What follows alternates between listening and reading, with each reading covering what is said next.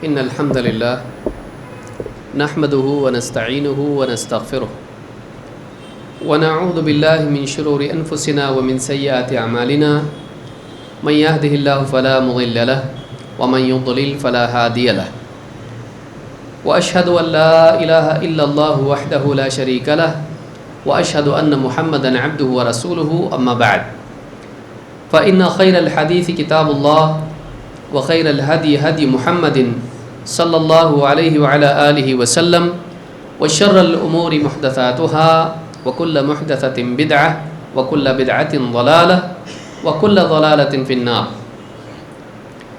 قال الله تبارك وتعالى لو أنزلنا هذا القرآن على جبل لرأيته خاشعا متصدعا من خشية الله وتلك الأمثال نضربها للناس لعلهم يتفکرون. میرے محترم دینی بھائیوں، جیسا کہ ابھی آپ نے سنا، اللہ رب العالمین کی عظیم الشان نعمتوں میں سے ایک نعمت قرآن کریم ہے. یہ وہ نعمت ہے جس کے ذریعے سے ایک انسان کو اپنی زندگی کا مقصد معلوم ہوتا ہے. اس کے مطالعے سے، اس کے پڑھنے سے ایک انسان اپنے خالق، اپنے مالک، اپنے رب کو پہچانتا ہے. اس کی عبادت کا طریقہ اس کو معلوم ہوتا ہے، حلال و حرام کی تقسیم اس کو معلوم ہوتی ہے، کیا چیز نیکی ہے کیا چیز گناہ ہے اس کا فرق اس کو معلوم ہوتا ہے، کس کے حقوق ہم پر کیا ہیں اور کون سا طریقہ بااخلاق ہے اور کون سا طریقہ اخلاق کے خلاف ہے. ان کی تمیز ایک انسان اس کتاب کی تعلیمات کی روشنی میں کرتا ہے. اس کتاب کے بغیر انسان کا دل اور اس کی زندگی اندھیرے میں مبتلا ہوتی ہے، لیکن یہ کتاب جب زندگی میں آتی ہے تو زندگی میں نور آتا ہے اور ایک انسان اس نور کی روشنی میں چلتا ہے. اس علم کے بغیر دنیاوی علوم انسان کو کامیاب نہیں کر سکتے ہیں. اس علم کے بغیر انسان کو اپنے ان سوالوں کا جواب نہیں مل سکتا ہے جو اس کے دل کو تسکین دے، جو اس کی عقل کو تسکین دے، سکون دے. لہذا اس کتاب کی تعلیمات پر ایمان لانا اور اس کتاب کا مطالعہ کرنا، اس کے مطابق جینا ایک انسان کے لیے کامیاب ہونے کے لیے ضروری ہے. اس کے بغیر کامیابی کا تصور نہیں. یہ کتاب آئی ہی اسی لیے ہے کہ ہم کامیاب ہیں.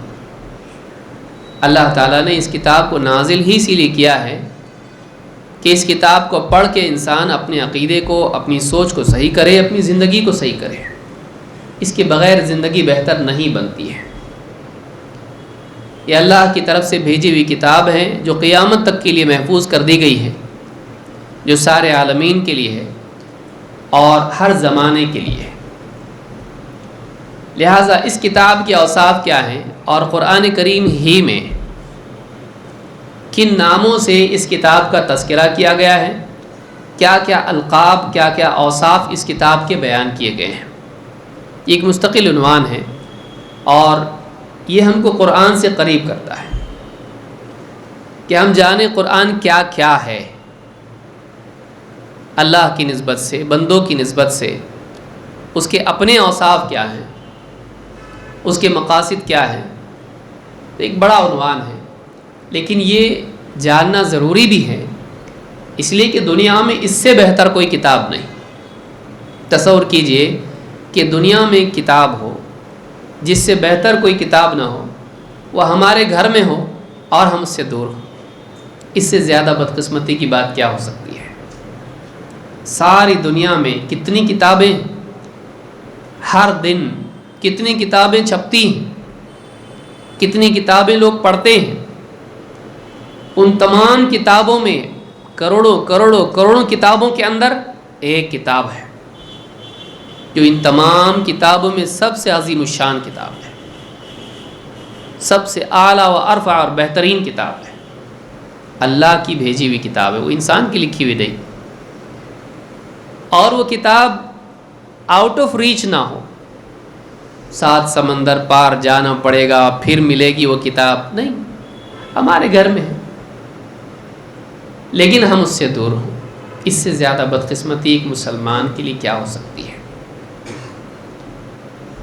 تو اس دوری کی وجہ کیا ہے؟ اس دوری کی وجہ ہے کہ ہم نے واقعی اس کی عظمت اور اہمیت اور ہماری زندگی میں اس کا دخل مانا نہیں۔ کتاب ہے بھائی، وہ کوئی مرنے لگا تو پڑھتے ہیں تاکہ جلدی چلے جائیں،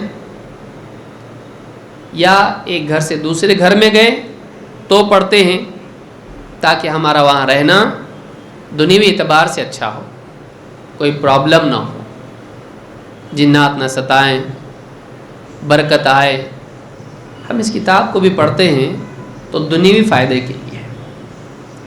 دکان کھولی کوئی، 10 بچوں کو مدرسے کی بلایا، پڑھو بھائی قرآن پڑھو، خود نہیں پڑھنے آتا ہے، بچوں کو پڑھوا دیا، کچھ ہدیہ کچھ انعام دے دیا، جاؤ۔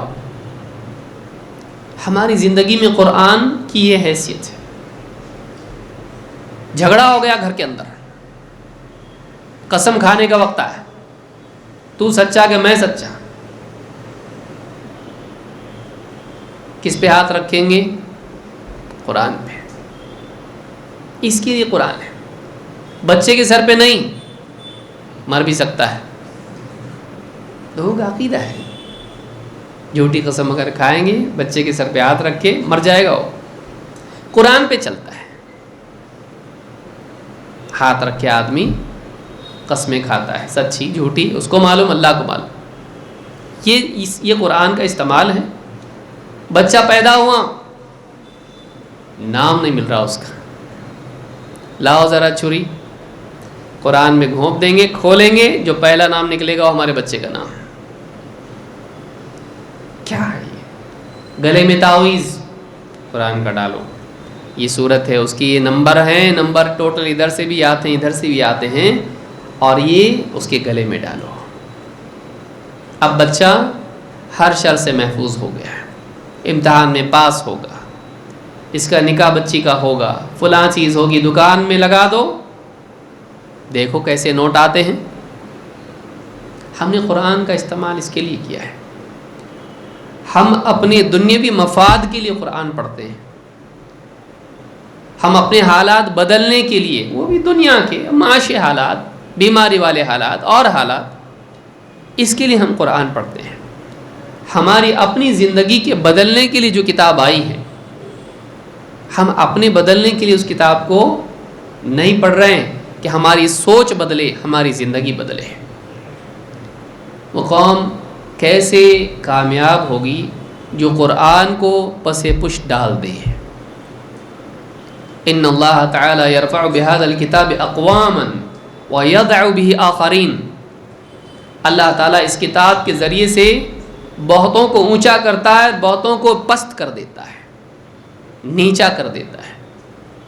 یہ وہ کتاب ہے، عزت دلانے والی، ذلیل کرنے والی۔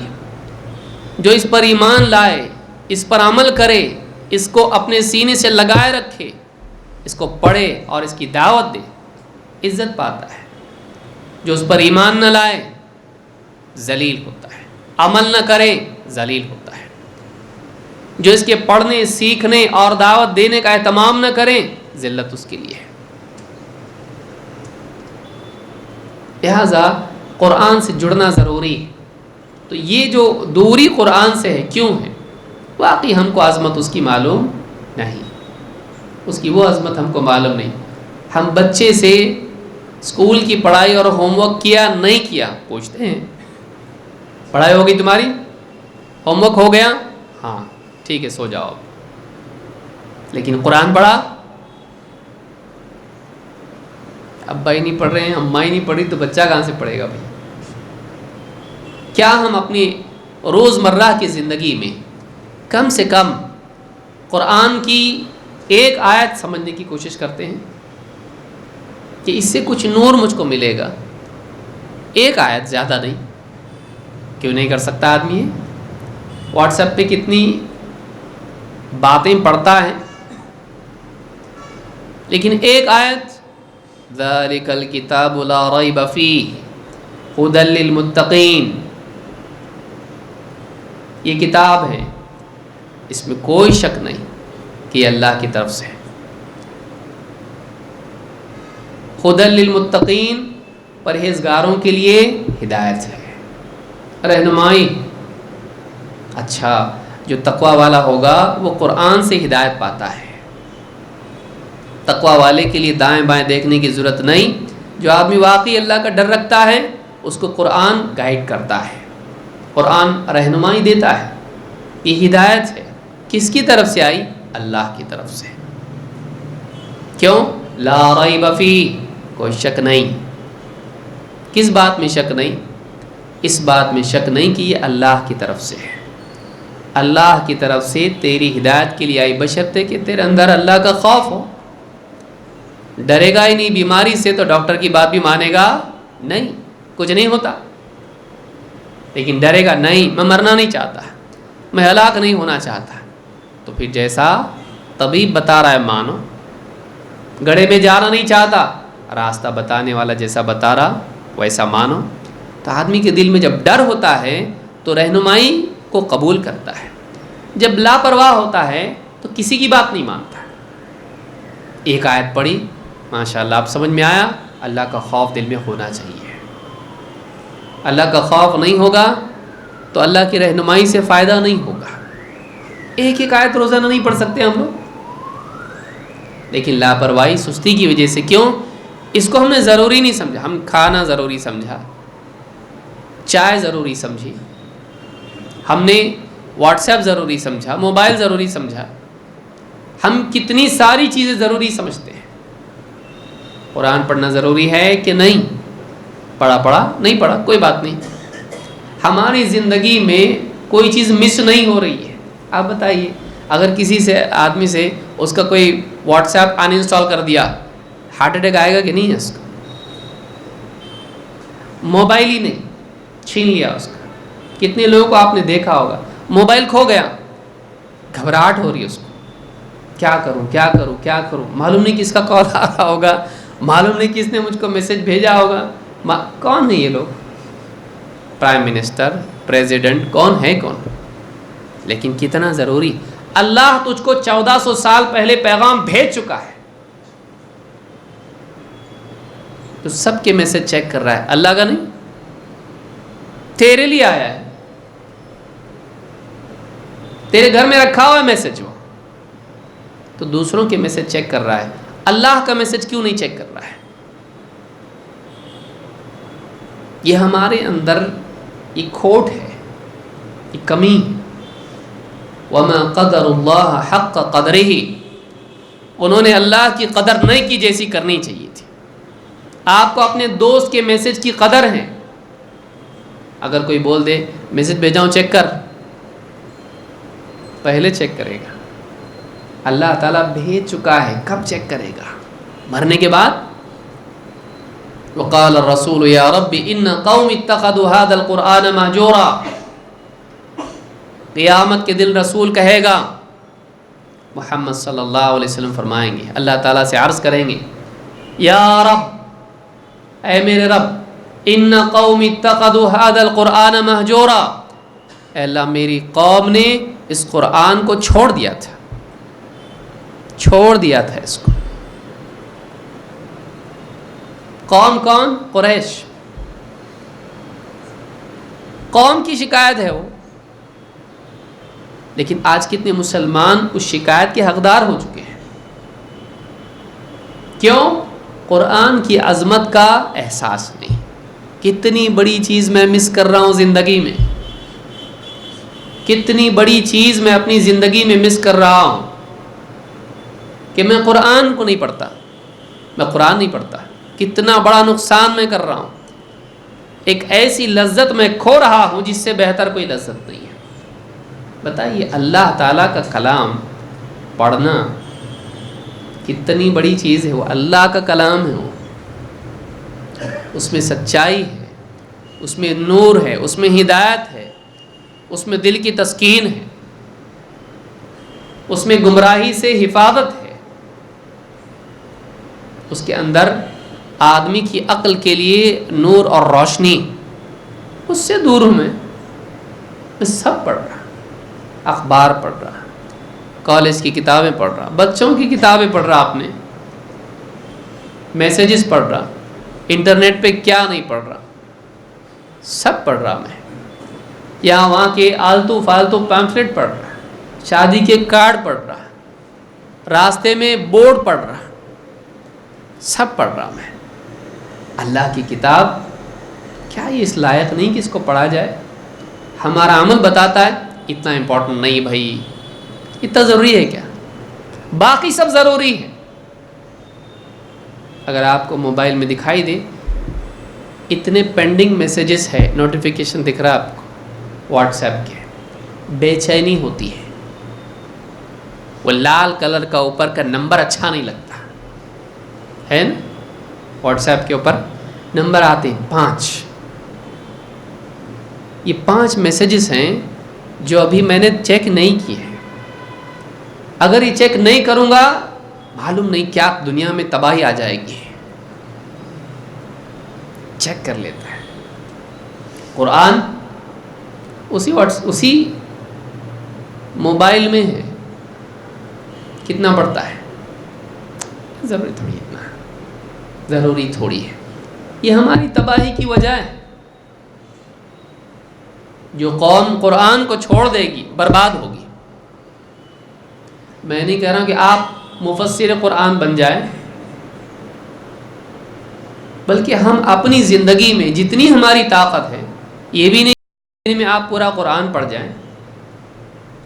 آپ یہ بھی ضروری نہیں کہ آپ مشکل آیات جو قرآن کی ہیں جو نہیں سمجھ میں آتی، بہت جلدی تحقیق کرنی پڑتی ہے، آپ اسی میں لگائیں اپنے دماغ کو. آپ موٹی موٹی صورتیں تو پڑھ سکتے ہیں، جو نماز میں پڑھ سکتے ہیں اس کو تو سمجھ سکتے ہیں. الم تر کیف فعل ربک لإلاف قریش پڑھی گئی ہماری، اس کو تو پڑھ سکتا ہے آدمی کہ بھائی اس کا کیا مطلب ہے، کیا پڑھ رہے مولوی صاحب. مجھ کو بھی یاد ہے، بچے کو بھی یاد ہے، اور میں روزانہ پڑھتا ہوں اپنی نمازوں میں اذا جاء نصر اللہ والفتح. کیا ہے یہ؟ ضروری نہیں. یہ کسی انسان کا کلام ہے؟ یہ اللہ کا کلام ہے جو میرا خالق ہے، قیامت کے دن میرا حساب لے گا. جس نے سر سے پاؤں تک مجھ پر نعمتیں انڈیلیں، وہ مجھ سے کیا کہنا چاہتا ہے؟ میرے لیے بھیجا نا اس نے، تو مجھ سے کیا کہنا چاہتا ہے؟ ضروری نہیں ہے. سوچیے یعنی ہمارا قرآن سے کیا تعلق ہے. 24 گھنٹے گزر جاتے ہیں، اس میں ہم ایک آیت بھی سمجھ کے نہیں پڑھ سکتے، تو ہماری زندگی کیا ہے؟ غور کیجئے اس کو. ایک آیت ہم نہیں سمجھ سکتے ہیں، ایک آیت کے بارے میں معلوم نہیں کرنا چاہتے. ایٹ لیسٹ وہ آیتیں جو ہماری زندگی کا حصہ ہیں، ہماری نمازوں کا حصہ ہے. کتنے لوگوں کو سورہ فاتحہ، قل هو اللہ احد، والعصر، انا اعطیناک الکوثر یاد ہے، سالوں سال پڑھتے ہیں، بچپن سے پڑھ رہے ہیں، آج تک معلوم نہیں کہ اس کا کیا مطلب ہے. کہ ایسی کیوں دشمنی قرآن سے بھائی؟ کیوں ایسی دشمنی؟ کیا بیر ہے قرآن سے؟ اتنی دوری نہیں. ایسی ضد کس کام کی ہے؟ کیوں یہ ضد کہ نہیں سمجھوں گا، میں مرنے تک نہیں سمجھوں گا؟ کیوں ایسا؟ کیا دشمنی ہے قرآن سے؟ کیوں اعراض تمہاری زندگی میں قرآن کے بارے میں ہے؟ سمجھداری کا تقاضا یہ ہے کہ ایک آدمی واقعی اپنی زندگی میں ہر دن قرآن کا کچھ نہ کچھ حصہ پڑھے اور اس سے اپنی زندگی کے لیے رہنمائی لے. چھوٹی چھوٹی صورتیں سیکھے آدمی، ان کی تفسیر پڑھے، ان کے بارے میں ان کے معنی سیکھے، سمجھے، تاکہ اس کی زندگی میں نور آئے، اس کی سوچ اعلیٰ، اس کو رہنمائی اللہ سے ملے. اس کے لیے ضروری ہے کہ کیوں ہو رہا ہے؟ قرآن کی عظمت معلوم نہیں. لیکن جب انسان کو معلوم ہو قرآن کتنی بڑی کتاب ہے، کیا کیا اللہ نے اس کے بارے میں کتنے اوصاف اس کے بیان کیے ہیں، کتنے بڑے بڑے لفظ القاب اس کو دیے ہیں، تب جا کے سمجھ میں آئے گا کہ اللہ کے نزدیک یہ کتاب کتنی بڑی ہے. جب کسی چیز کی عظمت ہوتی ہے تو اس کا اہتمام ہوتا ہے.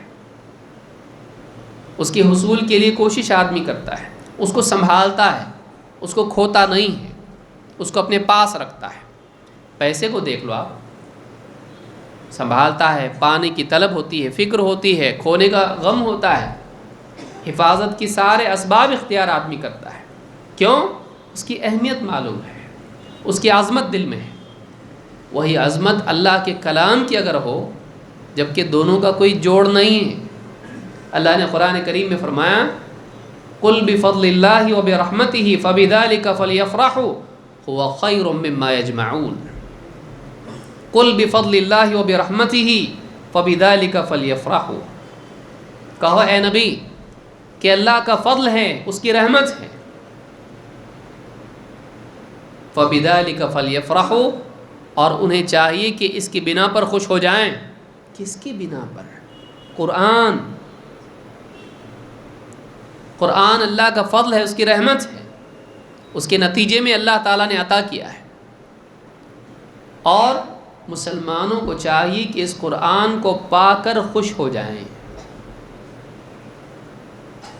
هُوَ خَيْرٌ مِّمَّا يَجْمَعُونَ، یہ ان تمام مال و متاع، دنیا کے خزانے، دنیا کی چیزیں، ان تمام چیزوں سے بہتر ہیں جس کو جمع کرنے میں لوگ لگے ہیں۔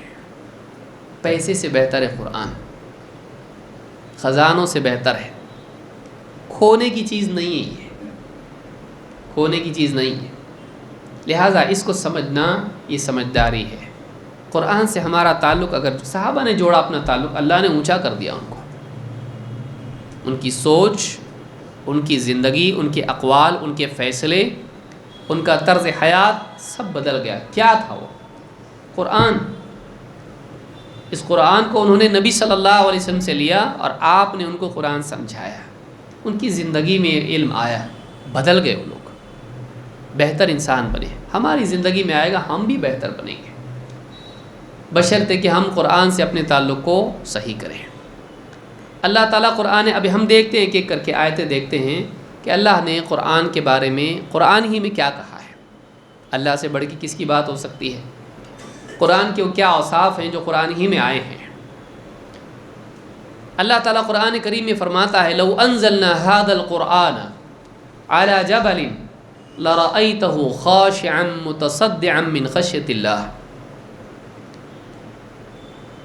اگر یہ قرآن ہم کسی پہاڑ پر نازل کرتے تو تو دیکھتا کہ اللہ تعالیٰ کی خشیت سے یہ پہاڑ کیا ہو گیا ہے؟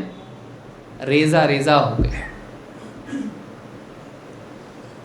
وَتِلْكَ الْأَمْثَالُ نَضْرِبُهَا لِلنَّاسِ، اور یہ مثالیں ہم لوگوں کے لیے بیان کر رہے ہیں، لَعَلَّهُمْ يَتَفَكَّرُونَ، تاکہ وہ غور کریں۔ ابن کثیر رحمۃ اللہ علیہ فرماتے ہیں اگر اللہ تعالیٰ پہاڑ پر قرآن نازل کرتا اور پہاڑ کو یہ صلاحیت دیتا کہ وہ اس میں غور کرے، اس کو سمجھے، اس میں غور کرے، تو اس کا نتیجہ یہ ہوتا کہ اللہ کی عظمت کے احساس سے وہ پہاڑ ٹکڑے ٹکڑے ہو جاتا ہے، کیونکہ اس قرآن میں اتنا علم ہے، اللہ کی عظمت اس کے ذریعے معلوم ہوتی ہے۔ تو اس قرآن میں اگر وہ غور کرتا تو اللہ کے خوف سے ذرہ ذرہ بکھر جاتا، ریزہ ریزہ ہو جاتا۔ معلوم ہے کہ قرآن کریم ایسی عظیم کتاب ہے کہ اگر اسے پہاڑ پر نازل کیا جاتا تو وہ بھی ریزہ ریزہ ہو جاتا ہے۔ وہ کتاب اللہ تعالیٰ نے ہم کو عطا کی ہے، وہ کتاب اللہ تعالیٰ نے ہم کو دی ہے، اس کی عظمت کا احساس ہمارے دلوں میں ہونا ہمارے دلوں کو قیمتی بناتا ہے۔ آئیے دیکھتے ہیں وہ کیا اوصاف ہیں جو اللہ تعالیٰ نے قرآن کریم کے لیے بیان کیے ہیں۔ نمبر ایک، میرے پاس 35 باتیں ہیں، اور بھی قرآن میں اس کے اوصاف ہیں، میں نے کچھ چیزیں جمع کی بس۔ اتنی ساری باتیں میں اس لیے بتا رہا ہوں کہ اتنی باتیں اللہ نے بیان کی ہیں، وہ کتاب کتنی عظیم ہوگی جس کے اتنے سارے اوصاف اللہ تعالیٰ نے قرآن کریم میں بیان کیے ہیں۔ اور قرآن کے عجائب اور قرآن کی دوسری باتیں وہ الگ ہیں، میں صرف نام بتا رہا ہوں، یہ نام قرآن کے ہیں، یہ اوصاف قرآن کے ہیں۔ نمبر ایک، یہ کتاب ہے، بکھری ہوئی بات نہیں، بلکہ ایک مستقل کیا ہے؟ کتاب ہے۔ جس میں بہت ساری باتوں کو اللہ رب العالمین نے جمع کیا ہے، عقائد، عبادات، احکام، حلال حرام، اخلاق، قصے، پیشن گوئیاں، جنت جہنم کے حالات، ماضی کے واقعات، سب کو جمع کیا ہے۔ کتاب کے معنی ایسی چیز جس میں جمع کیا جاتا ہے۔ کتاب کے معنی کیا ہے؟ کتبہ کے معنی جمع کرنا۔ اللہ نے فرمایا تلک آیات الکتاب، یہ کتاب کی آیتیں ہیں۔ آیت کے معنی عربی زبان میں نشانی کے ہوتے ہیں۔ نشانی کیا کرتی ہے؟ کہیں رہنمائی کرتی ہے، علامت ہوتی ہے۔ قرآن کی ہر آیت اللہ تعالیٰ کی طرف پھیرتی ہے، اللہ کی عظمت، اس کی پسند ناپسند اور اس کی طرف سے آئے ہوئے علم کی طرف رہنمائی کرتی ہے ہر آیت سے۔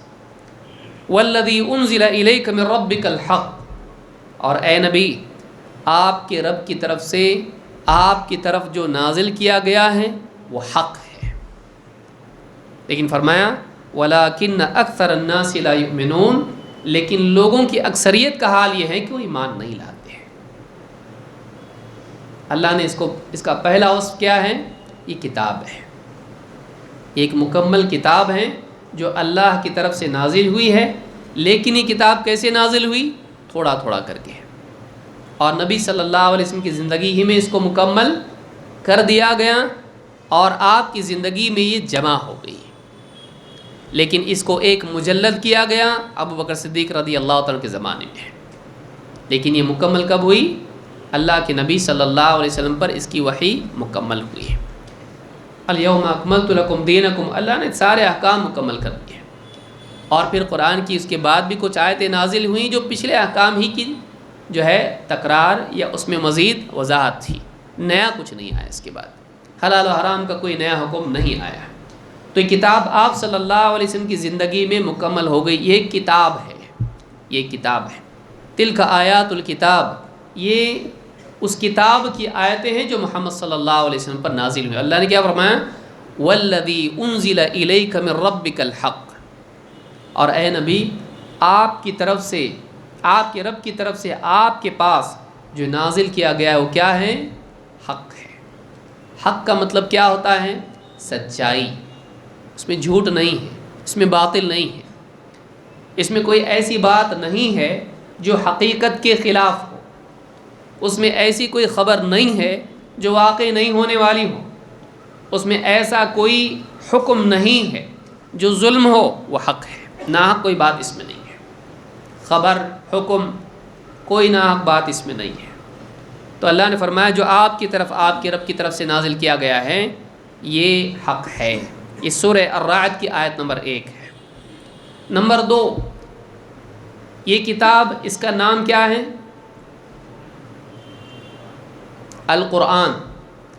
القرآن، قرآن کے معنی کیا ہے؟ قرآن کے معنی ہے وہ چیز جو پڑھی جائے، جو خوب پڑھی جائے۔ قرآن کے معنی کیا ہے؟ پڑھی جانے والی چیز۔ اسی لیے تلاوت کو بھی قرآن کہا جائے گا کہ یہ تلاوت ہے، یعنی قرآن ہے، پڑھنا۔ تو اس کا ایک نام قرآن بھی ہے۔ اللہ تعالیٰ فرماتا ہے ان ھذا القرآن یہدی للتی ہی اقوم، یہ قرآن ایک ایسے راستے کی طرف رہنمائی کرتا ہے جو اقوم ہے۔ اقوم ہے، ٹھیک ٹھاک ہے، اس میں کوئی کمی نہیں ہے، اس میں نہ تقصیر ہے نہ غلو ہے۔ ایسے راستے کی طرف رہنمائی کرتا ہے جس میں کوئی ٹیڑھا پن نہیں ہے، بلکہ کیا ہے؟ صراط مستقیم، اقوم، مستقیم، تو قائم کے لیے سیدھا ہوتا ہے، قائم ہے، یہ ٹیڑھا نہیں ہے بلکہ سیدھا، سیدھا راستہ ہے۔ ایسے راستے کی طرف یہ کتاب رہنمائی کرتی ہے جو کیا ہے؟ بالکل سیدھا راستہ ہے، جس میں کوئی کمی یا زیادتی نہیں، نہ تقصیر ہے نہ غلو ہے۔ تو یہ کتاب، اس کا نام ہے کیا ہے؟ القرآن۔ قرآن کے معنی کیا ہے؟ پڑھی جانے والی چیز، جس کو پڑھا جائے اس کو قرآن کہتے ہیں۔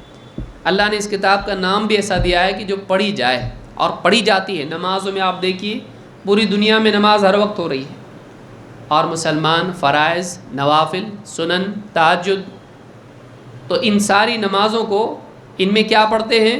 قرآن پڑھتے ہیں۔ ہر وقت کوئی نہ کوئی دنیا میں قرآن پڑھ رہا ہے، چاہے وہ کتاب سے پڑھ رہا ہو، مصحف سے، یا نماز میں پڑھ رہا ہو، یا اپنے حفظ کی تجدید کے اعتبار سے، یا دعوت کے اعتبار سے دروس میں۔ ہر آدمی کہیں نہ کہیں دنیا میں کتاب پڑھ رہا ہے۔ یہ کتاب کیا ہے؟ القرآن ہے، پڑھی جانے والی کتاب، خوب پڑھی جانے والی کتاب۔ نمبر 3، اس کو اللہ تعالیٰ نے قرآن مبین کہا ہے۔ مبین کے معنی کیا ہے؟ جو خود واضح ہو اور حق کو واضح کرے۔ اس میں کوئی ایسی بات نہیں جو کنفیوژن والی، بلکہ اس کو اللہ رب العالمین نے کیا کیا ہے؟ اس کو کتاب مبین بنایا ہے۔ اللہ فرماتا ہے تلک آیات الکتاب وقرآن مبین، یہ ایک کتاب کی آیتیں ہیں اور قرآن مبین ہے۔ یہ حق اور باطل کو، اس کے فرق کو واضح کر دیتا ہے، یہ سچائی کو جھوٹ سے الگ کر دیتا ہے۔ قیامت تک کے جتنے باطل آنے والے ہیں ان سب کی تردید اس کتاب میں ہے۔ جو آدمی واقعی گہرا علم رکھتا ہے وہ اس میں سے دلیل اس کی حاصل کر سکتا ہے۔ یہ کتاب واضح کتاب ہے، اس میں کوئی کنفیوژن والی بات نہیں ہے، ایسی باتیں نہیں ہیں کہ مخلوق سمجھ ہی نہیں سکتی ہو، بلکہ اس میں ساری باتیں کیسی ہیں جو وضاحت کرتی ہیں، سچائی کو اور کھول کے سامنے لاتی ہے دلائل کے ساتھ۔ کبھی مخلوقات کی راہ سے دلائل، کبھی عقل کی راہ سے دلائل، کبھی پچھلی کتابوں کی راہ سے دلائل، یہ حق کو مزید واضح کرتی ہے۔ یہ سورہ الحجر کی آیت نمبر 1 ہے۔ اس کتاب کے بارے میں اللہ نے فرمایا کہ یہ الصدق ہے۔ اس کا ایک نام کیا ہے؟ سچائی۔ اس کا ایک نام الصدق بھی ہے۔ صدق کے معنی کیا ہے؟ سچائی۔ اللہ تعالیٰ فرماتا ہے والذی جاء بالصدق وصدق به اولئک هم المتقون۔ یہ سورہ الزمر کی آیت نمبر 33 ہے۔ اللہ نے فرمایا وہ جو صدق لے کر آیا اور وہ جس نے اس کو سچا مانا، یہ اللہ کے نزدیک بچنے والوں میں سے ہے۔ جو الصدق لے کر آیا، صدق سے یہاں مراد کیا ہے؟ قتادہ رحمہ اللہ فرماتے ہیں کہ یہاں الصدق سے مراد قرآن ہے۔ وہ جو قرآن لے کر آیا، کون؟ محمد صلی اللہ علیہ وسلم، اور جس نے اس کی تصدیق کی، اس کتاب کو سچی کتاب مانا، اللہ کی کتاب مانا، اس کو سچا رسول مانا، اس کی باتوں کو سچا مانا، کون؟ صحابہ، اور ان کی تبعیت میں کون؟ سارے مسلمان، اور ان میں سب سے پہلا کون؟ صدیق۔ کون ہے وہ؟ صدق کو تسلیم کرنے والا سب سے پہلے، بغیر کسی مخالفت کے، سچائی سامنے آتے ہی قبول کرنے والے کون؟ ابو بکر صدیق رضی اللہ تعالیٰ عنہ۔ تو اسی لیے بعض علماء نے کہا کہ جو سچائی لے کر آیا محمد صلی اللہ علیہ وسلم، جس نے اس کو مان لیا، کون؟ ابو بکر رضی اللہ تعالیٰ عنہ اصلاً، اور طبعاً سارے ایمان والے، سارے صحابہ اور قیامت تک کے مسلمان آئیں گے اس میں، کہ نبی صلی اللہ علیہ وسلم سچائی لے کر آئے۔ لیکن وہ سچائی کیا ہے؟ قتادہ تابعی ہیں، کہتے ہیں وہ سچائی کیا ہے؟ قرآن ہے، کہ اس قرآن کو آپ لے کر آئے اور مسلمانوں نے اس کو تسلیم کیا۔ اولئک ھم المتقون، یہ متقی ہیں۔ تقوی کے معنی کیا ہے؟ بچنا، دو بچنا، ایک دنیا میں گمراہی سے بچنا، آخرت میں کس سے بچے گا؟ جو دنیا میں گمراہی سے بچا وہ آخرت میں کس سے بچے گا؟ جہنم سے۔ تو کہا کہ جو سچائی لایا اور سچائی کو قبول کیا تو وہ کیا ہیں؟ اولئک ھم المتقون، یہ متقی لوگ ہیں، ان کو دنیا میں تقوی کی زندگی نصیب ہوگی اور آخرت میں جہنم سے بچاؤ کی زندگی نصیب ہوگی۔ معلوم ہے کہ قرآن کی تصدیق کرنا بھی ضروری ہے۔ والذی جاء بالصدق وصدق به، اور جس نے اس کی تصدیق کی۔ تصدیق کا مطلب کیا ہوتا ہے؟ کہ جو بھی بات قرآن کی سامنے آئے آدمی کہے سچ ہے، چاہے زبان سے کہے یا دل سے، یعنی کسی بھی بات کو جھٹلائے نہیں۔ تصدیق کا بالعکس کیا ہے؟ اس کا دوسرا پہلو کیا ہے؟ اس کے مخالف تکذیب۔ تکذیب یعنی جھٹلانا۔ تو جو آدمی قرآن کو جھٹلا دیتا ہے وہ جہنم سے بچے گا نہیں، لیکن جو آدمی قرآن کی تصدیق کرتا ہے، ہاں یہ سچ ہے، سچ کو سچ ماننے والا بچے گا، سچ کو قبول کرنے والا، اس کو سچ ماننے، اس لیے کبھی کبھی قرآن کی باتیں عقل میں نہیں آتی ہیں، بعض اوقات قرآن کی بات عقل میں نہیں آتی ہے، ٹھیک ہے بھائی آپ کا برتن چھوٹا ہے، بات صحیح ہے، بات صحیح ہے، آپ کی عقل کم ہے، کیونکہ آپ کی باتیں آپ کے بچے کی بھی سمجھ میں نہیں آتی، تو آپ کیا کہیں گے آپ کی بات غلط ہے؟ نہیں، وہ ابھی اتنا میچور نہیں ہوا ہے کہ آپ کی بات کو سمجھ سکے، اس کی عقل اتنی پختہ نہیں ہوئی کہ آپ کی بات سمجھ سکے۔ بعض اوقات ہماری بھی عقل اتنی پختہ نہیں ہوتی کہ کوئی بات سمجھ میں آئے، ہاں جن لوگوں کی پختہ ہوئی ان کو سمجھ میں آتا ہے، آپ کو نہیں آیا، لیکن کسی عالم کو، کسی طالب علم کو، اس نے چونکہ بنیادی علوم حاصل کیے ہیں، اس کو سمجھ میں آتا ہے۔ اللہ نور السماوات والارض پوری مثال ہے، نہیں سمجھ میں آ رہا کیا ہی ہے، اچھی بات ہے، سمجھنے کی کوشش کرے گا آئے گا، جانکار سے پوچھ، جانکار سے پوچھ، کسی علم والے کے پاس جائے گا، وہ سمجھائے گا، سمجھ میں آتا ہے، وہ بات غلط نہیں ہے، تجھ کو سمجھ میں نہیں آ رہا، ڈاکٹر صاحب آپ کی بات سمجھ میں نہیں آ رہی ہے اس لیے غلط ہے، کوئی بولتا ہے ایسا؟ آج تک کوئی بولا ڈاکٹر صاحب آپ یہ جتنا بولے نا یہ میری سمجھ میں نہیں آیا اس لیے آپ کی بات غلط ہے؟ کوئی ہمت نہیں کرتا اس کی، لیکن دین میں فوراً عقل میں نہیں آتا، عقل میں نہیں آتا تو کیا کر دیتا ہے، قرآن کی آیتوں کے بارے میں شک کرتا ہے، نبی صلی اللہ علیہ وسلم کی حدیثوں کے بارے میں شک کرتا ہے، کبھی انکار کرنے کی ہمت نہیں ہوتی ہے تو تاویل کرتا ہے، وہ مطلب نہیں لیتا ہے جو نکل رہا ہے اس سے، یہ نہیں ہونا چاہیے، آدمی صحیح سمجھنے کی کوشش کرے، حق بات ہے جو اللہ کی طرف سے آئی ہے، 1400 سال کا دور اس کتاب نے دیکھا ہے، اور سائنس کی ترقی پہ ترقی پہ ترقی پہ ترقی ہوتی آئی، اور آج تک یہ کتاب اپنی جگہ قائم ہے، بہت ساری کتابیں کام تمام، معلوم ہوگا کہ یہ سب صحیح نہیں ہے، یہ سائنس کی تحقیقات کے خلاف ہے، کچھ وقت کے لیے اس کتاب کی بعض باتوں کے بارے میں بھی شبہات پیدا ہوئے، لیکن پھر آگے کا دور آیا، اس نے بتایا نہیں وہی بات صحیح تھی جو قرآن میں ہے، یہ کیا ہے، اللہ کی طرف سے آنے والی سچائی ہے، یہ صدق ہے، جھوٹ اس میں نہیں ہے، والذی جاء بالصدق وصدق به اولئک هم المتقون، اس میں پچھلی خبریں جتنی ہیں، واقعات ہیں پچھلے نبیوں کے، قوموں کے، سچ ہیں، جھوٹ نہیں ہے، اس میں قیامت کے قریب کی نشانیاں، قیامت کے دن کیا ہوگا، جنت میں جہنم میں کیا ہوگا، آخرت میں کیا ہوگا، مرنے کے بعد کیا ہوگا، سچ ہے، جھوٹ نہیں ہے، ڈرانے کے لیے تمہارے لیے خیالی باتیں نہیں ہیں، اس میں کائنات کے جو بھی معاملات بیان کیے گئے ہیں یوں ہی ایسے ہی بغیر علم کے نہیں بولا گیا ہے، بلکہ واقعی ساری کیا ہیں، سچائیاں ہیں، تو اس میں جو بات آئی ہے وہ کیا ہے، سچ ہے، تو قرآن کے ناموں میں سے اور اس کے اوصاف میں سے ایک وصف کیا ہے، یہ الصدق ہے، یہ سچائی ہے، ٹھیک، اس کو اللہ تعالیٰ نے قرآن عجبا کہا ہے، عجیب قرآن ہے، یعنی یہ قرآن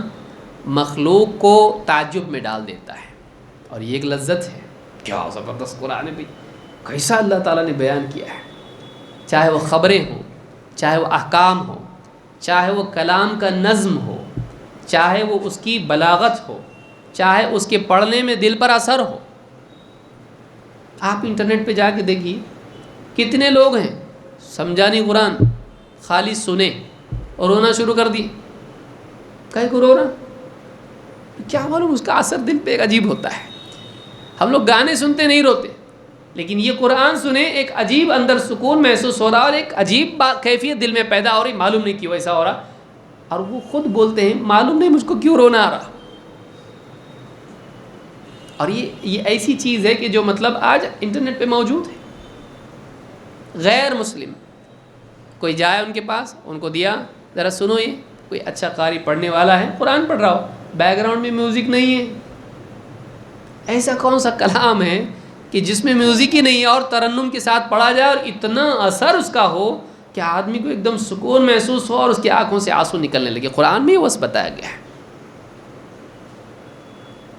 عجیب ہے، اس کی باتیں عجیب ہیں، اس کے کلام میں جو آدمی واقعی جو عربی جانتا ہے، تھوڑی بھی عربی جانتا ہے، اس کو محسوس ہوتا ہے. جو واقعی عربی زبان کا ماہر ہے اس کو تو کتنے اوصاف اور قرآن کی کتنی اس کے کمالات کا واقعی تعجب ہوتا ہے. کیا زبردست کتاب ہے. یہی وجہ ہے کہ جو مشرکین آپ صلی اللہ علیہ وسلم کے پاس آتے تھے، جب قرآن سنتے تھے ان کو محسوس ہوتا تھا یہ انسان کا کلام نہیں ہے، عجیب کلام ہے. بلکہ اللہ کے نبی صلی اللہ علیہ وسلم نماز پڑھا رہے تھے. بعض روایتوں میں ہے کہ مکہ اور طائف کے درمیان ایک باغ میں آپ فجر کی نماز پڑھا رہے تھے. کچھ جنات کا گزر ادھر سے ہوا. جنات انہوں نے قرآن سنا.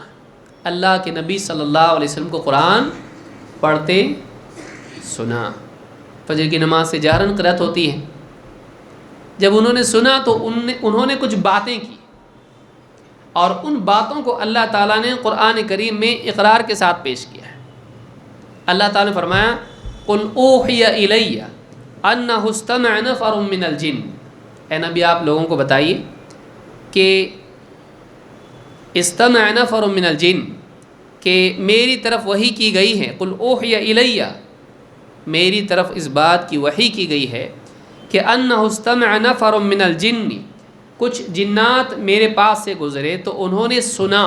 استمع دھیان سے سننا، سمع ضروری نہیں دھیان سے ہو، لیکن استمع کیا ہوتا ہے؟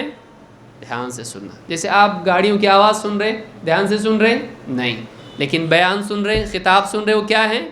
خود آپ توجہ سے سن رہے ہیں. تو اس کو کہتے ہیں استماع، اور اس کو کہتے ہیں سمع.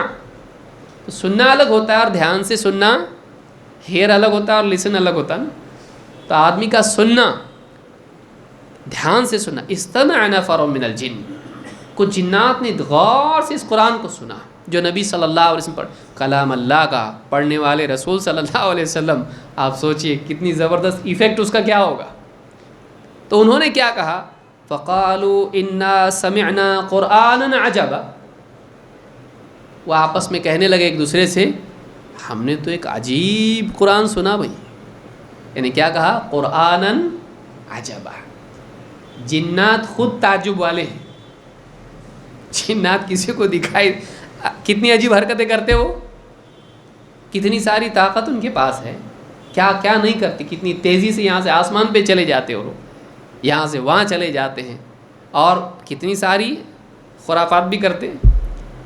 جنات اتنی قدرت والے، لیکن ان کو تعجب کس پہ ہو رہا ہے؟ قرآن پہ. ہم نے ایک عجیب قرآن سنا. یہدی الی الرشد. اللہ نے پورا واقعہ اور ان کی پورا ڈسکشن جو ہے آپس کا سورہ جن میں آیت نمبر 1 سے لے کے پڑھتے جائیے. ہم لوگ کائے کے لیے پڑھتے سورہ جن؟ دیکھو جن سے ملاقات کرنے کی ہے، کر کے جن پڑھتے ہیں.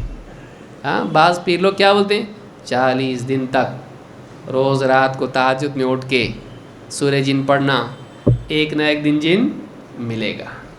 اس کے لیے جن سورہ جن پڑھ. وہ جنات جو کفر میں پڑے ہوئے تھے اس قرآن کو سن کے وہ توحید پر آ گئے، وہ نبی صلی اللہ علیہ وسلم پر ایمان لائے. اللہ کے نبی صلی اللہ علیہ وسلم نے جب نصیبین ان جنات کا تذکرہ کیا، کہا کیا اچھے جن تھے وہ لوگ. نبی صلی اللہ علیہ وسلم کے پاس آئے، ایمان لائے، آپ نے ان کو قرآن پڑھ کے سنایا، اور وہ ہر آیت پر سورہ رحمان کی کہتے کیا پڑھا آپ نے، کیا زبردست آیت ہے، کیا اور انہوں نے اپنی طرف سے کچھ کلمات اس پر کہے. ہاں اللہ ہم تیری آیتوں کا انکار نہیں کرتے ہیں، تیری نعمتوں کی ناشکری نہیں کرتے. انہوں نے جو کلمات کہے آپ نے اس کو ذکر کیا.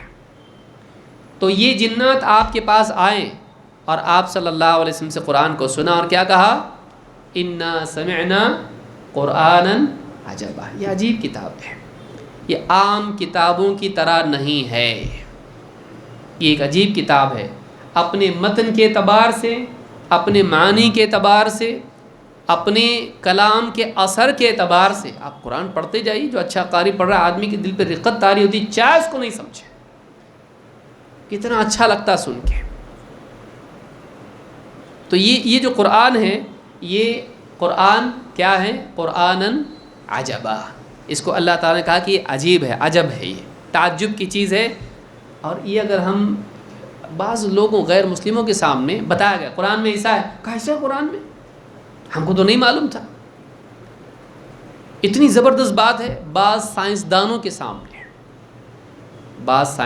سامنے کچھ عرب میں ان کو جمع کیا گیا، دنیا بھر کے سائنسدان، یہ اوشنالوجی میں، فزکس کے، اس میں کہ ایسٹرونومی کے میدان کا، اور انسان کے جسم کے بارے میں، جاندار نباتات، جمع کیے ان کو، اور ان سے ان کی فیلڈ کے بارے میں پوچھے، ان کی تحقیقات پہ بات کیے، اور پھر ان کو بتایا قرآن میں ایسا ہے، زمین کے بارے میں ایسا آیا ہے، آسمان کے بارے میں، ستاروں کے بارے میں، سمندروں کے بارے میں، انسان کے ماں کے پیٹ میں کیسا بچہ بنتا ہے، جلد کے بارے میں ایسا ہے، مختلف باتیں قرآن کی بتائی گئی۔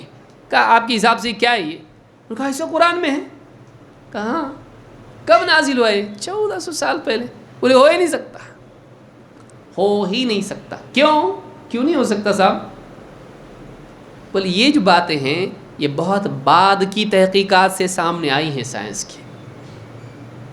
ان کو تعجب ہوا، آپ جا کے انٹرنیٹ پہ دیکھو، ان کو تعجب ہوا، اسے کسی کتاب ہی یہ ہو ہی نہیں سکتی، انسان کی کتاب ہو ہی نہیں سکتی ہے، انسان کی کتاب ہو ہی نہیں سکتی ہے۔ فرعون کی جو باڈی ہے اس کی پٹیاں وٹیاں کھول کے چیک کرنے والا سائنٹسٹ، سوچو اس کو کتنا لیول کا ہوگا، وہ جس کو اتنی پرمیشن مل رہی ہے کہ اس کی ممیفائی کیا ہوا ہے نا اس کو، تو پورے یعنی جو جتنے بھی فرعون کے خاندان والے جن کی بھی جو ہے جسم اس زمانے میں وہ لوگ سنبھال کے رکھتے تھے باڈیز کو، اس کو پرمیشن ملی تحقیق کے لیے، اس نے چیک کیا، اس نے کہا کہ وہی فرعون ہے ہماری تحقیق کے حساب سے جو موسیٰ علیہ السلام کے زمانے میں تھا، یہ وہی باڈی ہے، اللہ نے سنبھال کے رکھا ہے قرآن میں۔ اس نے پوری کتاب لکھی، مورس بکائی، وہ فرینچ سائنٹسٹ ہے، اس نے کتاب لکھا، the Bible, the Quran and science, Bible, قرآن اور سائنس۔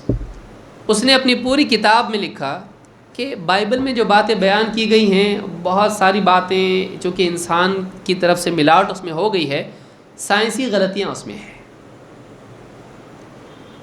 وہ مسلمان نہیں تھا، فرینچ سائنٹسٹ، لیکن قرآن کا میں نے مطالعہ کیا تو قرآن میں مجھ کو اب تک کوئی سائنسی غلطی نہیں ملی ہے، بلکہ قرآن میں ایسی باتیں ملی جو واقعی ماڈرن سائنس اس کی تصدیق کرتا ہے۔ اور اس نے آخر میں، لاسٹ میں، کتاب کے آخری پیج پہ لکھا، جس انسان کو قرآن کی صداقت دیکھنا ہے وہ مصر کے یعنی احرام یا جو بھی وہاں پہ قبریں جو بھی رکھی ہوئی فرعون کی باڈیز رکھی ہیں، ممی ہال جو بھی ہے، رائل ممی، وہاں جائیں اور وہ فرعون کی باڈی کو دیکھے، یہ اس کے لیے دلیل ہے کہ قرآن سچی کتاب ہے، کیونکہ قرآن میں ہم تیرے بدن کو سنبھال کے رکھیں گے، بائبل میں نہیں ہے۔ کہاں سے آیا قرآن میں؟ کاپی کی بولتے نا، اس میں تو نہیں ہے۔ الیوم ننجیک ببدنک، آج تیرے بدن کو ہم سنبھال کے رکھیں گے، قرآن میں کیوں ہے؟ بائبل میں کیوں نہیں ہے؟ اگر وہاں سے کاپی کی تو اس میں ہونا چاہیے نا۔ یہ ایڈیشنل انفارمیشن کہاں سے آئی؟ اور اس کے مطابق آج بھی وہ باڈی محفوظ ہے، کیوں ایسا؟ اس نے کتاب لکھی۔ تو آپ غور کریں گے کہ یہ قرآن سائنسدانوں کو بھی حیرت میں ڈالتا ہے، اور اس کو جتنا بولیں گے مستقل ایک درس کا عنوان ہے بھائی، یہ مستقل ایک خطاب کا عنوان ہے کہ کس طرح سے قرآن نے لوگوں کو جو اسلام کو نہیں مانتے تھے ماضی سے لے کے آج تک کس طرح حیرت میں ڈالا۔ کئی لوگ 9/11 کے بعد بولے کیا مصیبت ہے یہ اسلام اور مسلمان ٹیررسٹ، ذرا دیکھیں گے تو صحیح یہ قرآن کی وجہ سے ٹیررزم کر رہے دکھتا، ذرا پڑھیں گے تو صحیح قرآن میں کیا ہے۔ ان کی بیسک بک تو یہی ہے نا، پڑھیں مسلمان۔ 9/11 کے بعد 9/11 کے ہم سپورٹ میں نہیں، وہ غلط ہے، وہ ایسا نہیں کرنا چاہیے، لیکن اس کے نتیجے میں کئی لوگوں نے قرآن کو پڑھا یہ دیکھنے کے لیے کہ کیا مصیبت ہے اسلام، اور اسلام کی کون سی کتاب؟ قرآن۔ پڑھا انہوں نے، اس قرآن نے ان کو ہدایت کی طرف پھیر دیا۔ کتنی بدقسمتی ہوگی کہ مسلمان کہیں قرآن مت پڑھو، گمراہ ہوتے اس سے۔ ایک کافر بغیر وضو کے بغیر ٹوپی پہنے، نہ جبہ پہنا اس نے، وہ قرآن پڑھ رہا ہے، اس کو ہدایت مل رہی ہے، اور ایک مسلمان باوضو ہو کے ادب اور بالکل احترام کے ساتھ قرآن پڑھے، ہدایت کی طلب کے ساتھ پڑھے، وہ غلطی نکالنے کے لیے ڈھونڈ رہا، دیکھیں گے کیا غلطی کچھ ملتی کیا اس میں کچھ تو بھی، اور پڑھتے جا رہا اور اس کو لگ رہا ہے میں تو سمجھ رہا تھا کچھ اور ہے، تو زبردست کتاب ہے، ایسا لگ رہا ہے ڈائریکٹ میرے لیے آئی ہے۔ قرآن میں خطاب ہے نا بندوں سے ڈائریکٹ، اور دل کو ایک دم چھونے والی باتیں ہوتی ہیں، ایسا لگتا کوئی مجھ سے ڈائریکٹ بات کر رہا ہے، گھبرا جاتا آدمی، اپنے کو عادت ہو گئی نا، جس چیز کی عادت ہو جاتی ہے اس کا تعجب ختم ہو جاتا ہے، لیکن ان کے لیے ایک دم عجیب بات ہے، کیسی کتاب ہے، تو اس نے ان کے دلوں کو جھنجھوڑا، اور کتنے ہزار لوگ مسلمان ہوں، اور ابھی روزانہ ہو رہے ہیں۔ ابھی ریسنٹلی جو ہے ایک آئرلینڈ کی ایک بڑی فیمس سنگر جو ہے وہ مسلمان ہوئی، کتنے لوگ آئے دن، یعنی بڑی بڑی شخصیات، عام آدمیوں کی تو گنتی نہیں کتنے مسلمان ہوتے ہیں لوگ، ان کو تعجب ہوتا ہے ایسی کیسی کتابیں ہیں، کیا زبردست بات ہے اس میں، اتنی اعلیٰ کتاب اللہ نے ہم کو دی ہے، کیا اس کی قدر کر رہے ہیں ہم لوگ، غور کریں اس کی کتنی قدر کر رہے ہیں ہم لوگ۔ تو کیا کہا جنات کو تعجب ہوا، انا سمعنا قرآنا عجبا، ہم نے ایک عجیب قرآن سنا ہے، تو اس کو اللہ نے کیا فرمایا، یہ قرآن عجیب ہے، یہ قرآن عجیب کتاب ہے، لوگوں کو تعجب میں ڈالنے والی، اتنی اعلیٰ ہے کہ لوگ حیرت میں پڑ جائیں، اس کی باتیں اتنی اعلیٰ ہیں۔ نمبر 6، یہ کتاب اللہ کی طرف سے نازل ہونے والا علم اور حکمت ہے۔ یہ کتاب کیا ہے، اس کے 2 اور وصف بتائے اللہ نے، کیا ہے وہ، ایک علم اور دوسرے حکمت۔ حکم جو ہے، حکمت بھی اس کو کہا جا سکتا ہے، اور حکم اللہ کا ہے وہ بھی کہا، حکمہ کا مطلب ہوتا ہے منع، حکم کے معنی کیا ہوتے ہیں، منع کیا ہوتے ہیں، کئی معنی علماء نے اس کے ذکر کیے ہیں۔ اللہ نے قرآن کریم میں کیا فرمایا، وَكَذَلِكَ أَنزَلْنَاهُ حُكْمًا عَرَبِيًّا، اے نبی ایسے ہی ہم نے اس قرآن کو نازل کیا ہے، حکمًا عربیّا، 2 وصف ہیں اس میں، حکم عربی حکمت، عربی حکم، یہ کتاب کی زبان میں ہے،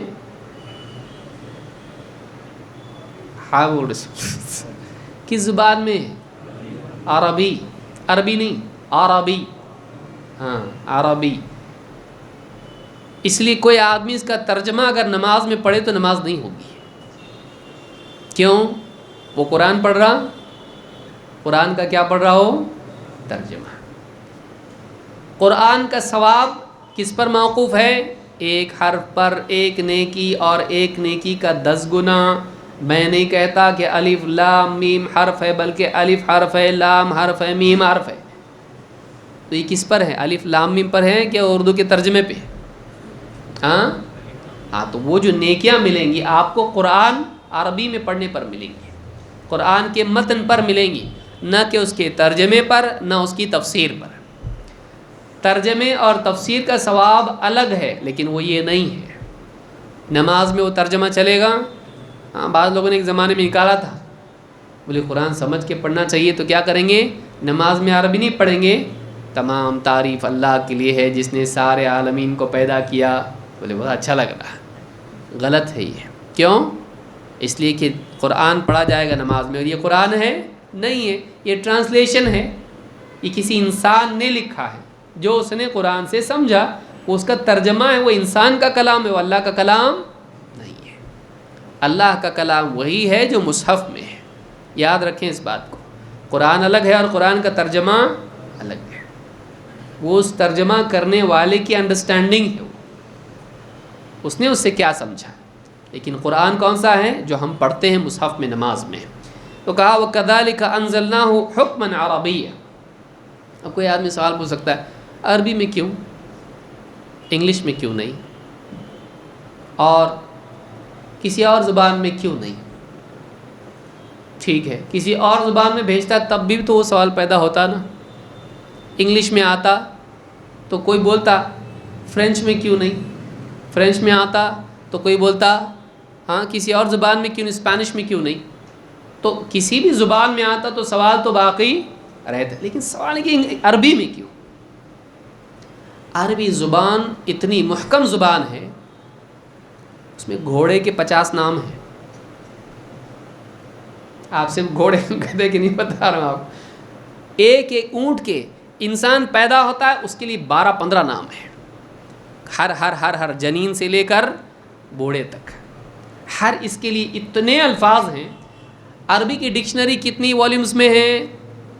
26۔ ڈکشنری ہو، فتاوا نہیں ہو، کیا ہے وہ؟ ڈکشنری۔ اس لفظ کا کیا مطلب ہے اور اس لفظ کو کیسے کیسے کیسے کیسے عربی زبان میں استعمال کیا جا سکتا ہے، ایک لفظ کو کیسے، تو اس کی ڈکشنریاں جو جمع کی کتنے حصوں میں ہے وہ 26، وہ بھی اس دور کی پرنٹنگ باریک، اس دور کا ہاتھ کا لکھا ہوا کریں گے تو 126 ہو جائے گا۔ عربی زبان ایسی ہے۔ اچھا ایک اور چیز دیکھیے، آپ شیکسپیئر کی عربی بول رہا ہوں، انگلش کوئی پڑھا ہوگا؟ دی داؤ دائی دائن، پرانی اردو دکنی کسی نے پڑھی ہوگی، اس کو معلوم ہے۔ آج سے 500 سال پہلے، بہت پیچھے بھی جانے کی ضرورت نہیں ہے، آپ زبان دیکھو، انگلش دیکھو، آپ اردو آپ دیکھو، آپ سمجھ نہیں پائیں گے۔ ابھی بھی بچوں کی کتاب میں دکنی اردو کا ایک سبق ہے 10ویں میں، 10ویں والے جن کے بچے جاتے ہیں اسکول میں، اردو میڈیم والے، دکنی اردو کا ایک اس میں سبق ہے۔ میں دیکھا مجھ کو ہی نہیں سمجھ میں آ رہا کیا بول رہے بھائی، ایسی اردو میں ہے، وہ اردو میں ہے۔ معلوم یہ ہوا کہ 500 سال کے بعد زبان اتنی تبدیل ہو جاتی ہے کہ 500 سال بعد والے 500 سال پہلے والے کی بات کو سمجھ نہیں پاتے ہیں۔ عربی کے لیے ایسا کیوں نہیں ہے؟ آج بھی وہی عربی ہے نا، عربی زبان آج باقی ویسے ہی ہے جیسے آج سے 1500 سال پہلے تھی، کوئی تبدیلی نہیں۔ ہاں کچھ تھوڑے بہت ادھر ادھر کے الفاظ جو ٹیکنالوجیکل ورڈز ہیں وہ عربی میں آ گئے، دبدبا فریکوینسی کے لیے، یا اس طرح کے الفاظ، نئے الفاظ ہیں اس کے، تو کمپیوٹر کے لیے حاسب، یا اس طرح کے الفاظ آئیں گے آپ کو۔ تو یعنی جو بھی نئے الفاظ آئے ہیں ٹھیک ہے، لیکن جو اصل عربی ہے، بیسک عربک، بالکل چینج نہیں ہوئی، ویسی کی ویسی ہے، اس کے جملوں کی ترتیب، اس کے الفاظ، اس کا گرامر سب سیم ہے۔ یہ کیا یہ عجیب چیز نہیں ہے کہ اللہ رب العالمین نے اس کو محفوظ رکھا آج تک، تاکہ کوئی آدمی اگر قرآن کو سمجھنا چاہے، نبی صلی اللہ علیہ وسلم کی تعلیمات کو سمجھنا چاہے، اس کو دقت نہ ہو کہ بولے عربی تو ابھی تو ایسی مر گئی زبان وہ۔ آپ دیکھیے ہیبرو ہے آج، عبرانی کہاں، گریک نہیں ہے آج، جو بائبل کی زبانیں ہیں ختم۔ ایک آدھا پہاڑ پہ کسی کو ڈھونڈنے جانا پڑے گا، ایکسپرٹ ہے کوئی، اس کا یونیورسٹی کا کوئی پروفیسر ہے، اس کو ہیبرو اچھی آتی ہے، اس کو پوچھو بھائی کیا ہے مطلب اس کا۔ ہمارا مولوی صاحب نکلے کب فارغ ہوا تو، اب بھی فارغ ہوا میں یہ سال، بتائے عربی میں کیا مطلب ہے، معلوم اس کو ترجمہ کر سکتا ہے وہ، کیونکہ عربی آتی ہے اس کو، بولے یہ تو آسان عربی ہے۔ یعنی عربی زبان کو اللہ نے باقی رکھا ہے، یہ باقی رہنے والی زبان تھی، اور پیٹرو ڈالر آیا تو اور بھی پکا ہو گیا باقی رہے گی، کیونکہ ساری دنیا کو ضرورت اس کی۔ دیکھیے اللہ تعالیٰ نے، اللہ جو کرتا برابر کرتا ہے۔ بیچارے غریب لوگ تھے، اونٹ اور دودھ اور مینگنی اور کھجور، لیکن اللہ رب العالمین نے پوری دنیا کو پھیر دیا ان کی طرف، اور وہاں ایسی چیز دی کہ لوگوں کو چائنیز سیکھ رہے نا لوگ، کیوں سیکھ رہے چائنیز؟ چائنا میں بہت سکوپ ہے، ایک زمانے میں چائنا ہے کچھ بھی نہیں بولتے تھے لوگ، لیکن ابھی چائنا میں بزنس کی چانسز بہت ہیں، وہاں کی ٹیکنالوجی اور وہاں کی چیزیں، تو آج چائنیز بہت سارے لوگ سیکھ رہے ہیں جو واقعی سیریس بزنس وہاں کرنا چاہتا ہے۔ عربی اللہ تعالیٰ نے پیٹرول وہاں پہ دے دیا تو لوگوں نے عربی سیکھی، کیوں؟ اس لیے کہ مڈل ایسٹ کے تعلق سے ان کے پولیٹیکل معاملات یا بزنس کے معاملات کی وجہ سے ان کو عربی ضروری تھی، اللہ نے اور اس کی بقا کے لیے انتظام کر دیا۔ پھر یہاں سے بھی کیرلا سے، یہاں یو پی سے، پھر ادھر سے راجستھان سے، اور ادھر سے لوگ انڈیا کے بھی جا رہے، پاکستان کے بھی جا رہے، اور دنیا بھر کے لوگ جا رہے ادھر جاب کے لیے، وہ بھی عربی سیکھ کے آ رہے، کیسی تو بھی رہتی کہ نہیں لیکن سیکھ رہے۔ عربی کی بقا کے لیے اللہ نے انتظام کر دیا، وہ آج بھی ویسی باقی ہے کہ ایک آدمی اس کو سمجھنا چاہے، کیونکہ یہ قیامت تک کے لیے کتاب ہے۔ اس کی زبانی ختم ہوگی تو کتاب رہ کے کیا فائدہ، سمجھ رہے ہیں آپ؟ یعنی ایک کتاب کی زبان ہی غائب ہو گئی، اس کی لینگویج ہی سمجھتی نہیں ہے، تو اس کتاب کے محفوظ رہنے میں انسانیت کی رہنمائی کیسے ہوگی؟ اللہ تعالیٰ نے اس کی زبان کو بھی محفوظ کر دیا. تو معلوم یہ ہوتا ہے کہ باقی جتنی زبانیں ہیں وہ چلی گئی. سنسکرت کا حال دیکھو، کتنے ایکسپرٹ ملیں گے آپ کو سنسکرت کے؟ نہیں، بہت کم. لیکن آپ عربی زبان کو آپ دیکھو، عربی زبان مدارس میں آج بھی پڑھائی جاتی ہے، جانتے ہیں لوگ اس کو. بلکہ بہت سارے لوگ جو مدرسے میں نہیں پڑھے وہ بھی عربی جانتے ہیں، 2-4 سال رہ لیتے وہاں پہ، عربی جانتے ہوں. تو اللہ نے اس کو اتنا عام کر دیا زبان کو، اس لیے قرآن کا عربی زبان میں بھیجنا اور عرب سے نبی صلی اللہ علیہ وسلم کو چننا، یہ اللہ رب العالمین کے علم میں تھا کہ ایسا ہی ہونا چاہیے. اور اگر آپ دیکھیں زمین کا نقشہ پورا، اس میں آپ کو سینٹر میں عربی ملتا، یہ بھی عجیب ہے. کعبہ مرکز ہے ساری انسانیت کے لیے، دنیا کا برابر مرکز پہ ہے. ایک تحقیق اس سے پہلے آئی تھی BBC وغیرہ سے، وہ پورا اگر آپ دیکھیں گے دنیا کو تو بیچ میں دکھتا پورا، وہ ایک دم واقعی یہ مرکز ہے پوری دنیا کے لیے. تو اللہ رب العالمین نے عربی زبان کو چنا، اس کے پیچھے حکمت ہے. ایک تو یہ زبان بہت اعلیٰ ہے، اس کا گرامر، اس کے الفاظ اور اس کی وسعت بہت زیادہ ہے. بات کو بیان کرنے میں کم سے کم الفاظ میں بہت بڑی بات بیان کی جا سکتی ہے. اور اس زبان کے لیے بقا ہے. باقی زبانیں ریلیجس آپ بتائیے کون سی باقی ہے جو پبلک میں بولی جاتی ہو؟ عرب کا ایک پورا ملک کے ملک ہیں جو عربی آج بھی بول رہے ہیں، لیکن آپ ہیبرو سنسکرت بولتے ہیں، ہمارے کتنے بولتے ہیں؟ آپ سوچو اس کو کہ سنسکرت ہے یا فار ایگزامپل ہیبرو ہے، کہ جو ہیبرو بول رہا کوئی ہے ایسا عرب میں؟ بچہ چنٹو پنٹو سب ہیبرو بول رہے ہیں؟ نہیں، عربی بول رہے ہیں، آرام سے سب عربی بولتے ہیں. اس کو اللہ نے باقی رکھا ہے. اسی لیے آپ دیکھیں گے کہ ان مساجد میں جو لوگ تراویح کی نماز پڑھتے ہیں لوگ روتے ہیں، کیونکہ ان کو سمجھ رہا ہے. عام انسان ہے، وہ انجینئر ہے، ڈاکٹر ہے، وہ ڈرائیور ہے، لیکن وہ بھی کیا کر رہا ہے؟ نماز میں رو رہا ہے. کیوں؟ سمجھ رہا ہے اس کو. اور ہمارا یہاں سے گیا ہوا انڈیا والا دائیں بائیں رو رہے تو یہ بھی روتا ہے. ان کے رونے سے اس کو بھی رونا آتا. سب رو رہی مسجد پوری، تو بھائی ابھی اس کو بھی رونا آتا سب کو دیکھ کے، چاہے نہ سمجھے اس کو. تو آپ دیکھیں گے کہ اللہ کا عربی زبان میں قرآن کو بھیجنا واقعی بالکل بجا ہے. اللہ کو معلوم تھا. اللہ نے فرمایا وَكَذَلِكَ أَنزَلْنَاهُ حُكْمًا عَرَبِيًّا. یہ عربی حکم ہے. حکم میں دونوں معنی ہو سکتے ہیں. ایک تو یہ کہ یہ حکم ہے اللہ کا، یہ کتاب کیا ہے؟ اللہ کی طرف سے. یہ جو قرآن ہے اس میں اللہ کی طرف سے آنے والے کیا ہیں؟ احکام ہیں. توحید کا اہتمام کرو، نماز قائم کرو، زکوٰۃ ادا کرو، حج کرو، حلال و حرام کے بارے میں، ماں باپ کی خدمت، ان کے ساتھ سلوک اور ظلم مت کرو. حکم ہے اللہ کا. یہ اللہ کے احکامات عربی زبان میں اللہ نے کیا کیے ہیں؟ نازل کیے ہیں ساری انسانیت کے لیے، ساری انسانیت کے لیے. اور یہ حکمت والی کتاب ہے، جیسا کہ آگے آئے گا. اللہ نے فرمایا وَلَئِنِ اتَّبَعْتَ أَهْوَاءَهُمْ بَعْدَ مَا جَاءَكَ مِنَ الْعِلْمِ.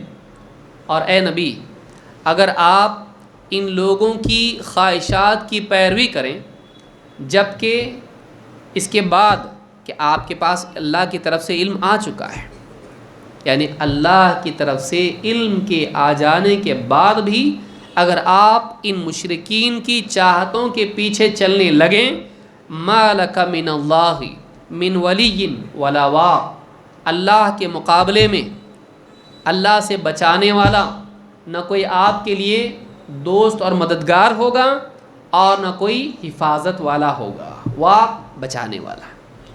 اللہ کے مقابلے میں نہ آپ کا کوئی دوست ہوگا نہ آپ کو بچانے والا. کب؟ اگر آپ نے اس علم کے آ جانے کے بعد بھی اس دوسرے طبقے مشرکین کفار ان کی چاہتوں کی، ان کی خواہشات کی، ان کے فلسفے کی پیروی کی، ان کو فالو کیا آپ نے، اللہ کے مقابلے میں آپ کا کوئی دوست اور آپ کو بچانے والا نہیں ہوگا. امام القرطبی رحمۃ اللہ علیہ فرماتے ہیں کہ اس آیت میں خطاب نبی صلی اللہ علیہ وسلم سے ہے، لیکن مراد امت ہے. یعنی بولا جا رہا ہے کس کو؟ نبی صلی اللہ علیہ وسلم کو. لیکن بات کس کے لیے ہے؟ اس امت کے لیے. نبی صلی اللہ علیہ وسلم تو چھوڑنے والے نہیں کتاب کو، لیکن بولا جا رہا ہے مسلمانوں سے کہ اگر اس کتاب کے علم کے آنے کے بعد اس کے مقابلے میں دوسرے فلسفے، دوسری آئیڈیالوجی، عقل کی باتیں، چاہتیں، دوسری قوموں کی تعلیمات، اگر تم نے اس کتاب کے مقابلے میں ان کو فالو کیا تو یاد رکھو اللہ کے عذاب کے مقابلے میں نہ تم کو کوئی مدد کرنے والا ہوگا اور نہ بچانے والا ہوگا.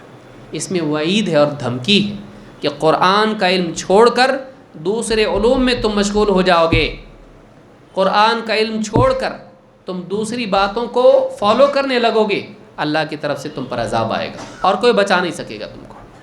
اور آج وہی ہے. کتنا بڑا طبقہ مسلمانوں کا ہے جو قرآن کو چھوڑے ہوئے ہیں. آج مطلب پڑھتا نہ میں کیا پڑھتا تو نماز میں پڑھتا نہ میں کتنا دھیان رہتا تیرے کو، امام صاحب کون سی صورت پڑھے یاد رہتا، تو کون سی پڑھا یاد ہے کیا؟ سوچیے ہماری نمازوں کا، ہمارے پڑھنے کا یہ حال ہے. وہ پڑھنا ہے کہ جس سے آدمی کا اس کو کیا پڑھا وہ نہ معلوم ہو نہ یاد رہے کہ میں نے کیا پڑھا. ہم تو رسم ادا کر رہے ہیں بس پڑھنے کی. پڑھنا اس کو بولتے ہیں. اگر آپ کا بچہ ایسے پڑھے کتاب پڑھتا رہے اور کچھ بھی معلوم نہیں کیا پڑھا، آپ بولیں گے پڑھائی ایسے کرتے، ایسا پڑھتے کتاب، اس کو سکھائیں گے آپ کیسا پڑھتے ہیں. آپ اسکول کی کتاب جیسا پڑھنا اس کو بتا رہے، آپ اللہ کی کتاب ویسی پڑھ رہے کیا؟ آپ اسکول کی کتاب پڑھنا جانتے ہیں، اپنے بچے کو سکھاتے ہیں، لیکن آپ اللہ کی کتاب کیسے پڑھنا آپ نہیں جانتے. کیا فائدہ، کیا فائدہ. یہی تو ہماری ذلت کے اسباب میں سے ایک سبب ہے. تو یہ سورہ الرعد کی کتاب کی آیت ہے، آیت نمبر 37، جس میں اللہ تعالیٰ نے قرآن کریم کو علم قرار دیا. یہ نالج ہے، اصل علم یہی ہے. اس کے مقابلے میں کوئی علم نہیں ہے. اس علم سے ٹکرانے والا علم انسان کو تباہ کرنے والا ہے. اس علم کے مقابلے میں کوئی علم انسان کو دنیا اور آخرت میں بچا نہیں سکتا ہے. اور یہ اللہ کا حکم ہے، یعنی اس میں آئی ہوئی بات کا ماننا ضروری ہے. اس میں آئی ہوئی بات کا ماننا ضروری ہے. چلیے اور آگے بڑھتے ہیں. نمبر 7، یہ کتاب مبارک ہے. یہ جلدی سمجھ میں آتا مسلمانوں کو. برکت، ہاں، خیر و برکت. گھر میں خیر و برکت آئے کیا کیا جائے؟ قرآن خوانی. قرآن پڑھنا کرائے پہ ہے نا، کرائے پہ آدمی قرآن پڑھتا ہے. بھائی ہمارے گھر میں قرآن خوانی رکھی ہوئی ہے، آؤ آئے پڑھو. قرآن کے 30 پارے کیے، ایک بانٹے سب کو. کوئی ایک دم سپر فاسٹ ہے، کوئی ایک دم کچھوا سپیڈ ہے، کوئی اٹک اٹک کے پڑھ رہا، کسی کو آتا نہیں خالی انگلی پھرا رہا. ہاں، مٹھائی بعد میں ملنے والی. کوئی سپروائزر ہے، نہیں آتا تو اس کو چھپانا ہے اپنے آپ کو، تو سپروائزر ہے، سب کو بانٹ رہا برابر. پیر صاحب بیٹھے ہوئے وہاں پہ سامنے مٹھائی لا کے رکھی ہوئی ہے. ہمارے یہاں قرآن پڑھنا یہ ہے. افسوس. یہ مبارک کتاب ہے. اللہ تعالیٰ قرآن کریم میں فرماتا ہے کتاب انزلناہ الیک مبارک. اے نبی، یہ کتاب ہم نے آپ کی طرف اسے نازل کیا ہے. مبارکن، یہ بڑی مبارک کتاب ہے. لیدبروا آیاتہ، اس آیت کو سورہ صاد کی آیت نمبر 29 ہے. یہ لیدبروا آیاتہ، اے نبی ہم نے آپ کی طرف اس مبارک کتاب کو اس لیے نازل کیا ہے کہ اس کی آیتوں میں غور کریں لوگ. اس کی آیتوں میں لوگ کیا کریں؟ غور کریں، اس کو سمجھنے، گہرائی سے سمجھنے کی کوشش کریں. وَلِيَتَذَكَّرَ أُولُو الْأَلْبَابِ، اور عقل والے اس سے نصیحت لیں. 3 باتیں یہاں بیان کی ہیں، بلکہ آپ اس کو 4 باتیں بھی بول سکتے ہیں. نمبر 1، ہم نے اے نبی آپ کی طرف اس کتاب کو نازل کیا ہے. یہ کسی انسان کا کلام نہیں ہے، محمد صلی اللہ علیہ وسلم کی بات یہ نہیں ہے. کس کی بات ہے؟ 2، مبارک، یہ کتاب کیسی ہے؟ مبارک ہے، برکت والی کتاب ہے. انسان چاہے اس زمانے میں ہو نبی صلی اللہ علیہ وسلم کے یا قیامت کے قریب کا زمانہ ہو، ان تمام زمانوں میں انسانوں کے حالات بدلتے رہیں گے، مسائل بدلتے رہیں گے، انسانوں کی سوچ بدلتی رہے گی، علاقے بدلیں گے، زمانے بدلیں گے، مسائل بدلیں گے، یہ کتاب نہیں بدلے گی۔ اس کتاب ہی سے ان سارے مسائل کا حل ملے گا، اس کتاب سے ان ساری قوموں کو ان سارے ادوار کے لیے رہنمائی ملے گی۔ نت نئے مسائل آئیں گے، نئے نئے فتنے آئیں گے، نئے نئے حالات آئیں گے، ان تمام حالات میں یہ ایک ہی کتاب ہے، وہی آیتیں ہیں، انہی میں سے رہنمائی ملے گی۔ اسی کو برکت کہتے ہیں کہ ہے اتنا ہی لیکن ضرورت زیادہ کی پوری ہو رہی ہے۔ برکت کس کو بولتے بھئی آپ؟ بولے کھانے میں برکت ہے، ہاں کیوں؟ ختم نہیں ہو رہا، سب کھا رہے ہے نا، ختم نہیں ہو رہا، ضرورت پوری ہو رہی ہے، لوگ آتے جا رہے ہیں، کھاتے جا رہے ہیں، کھانا اتنا ہی ہے، ختم نہیں ہو رہا ہے۔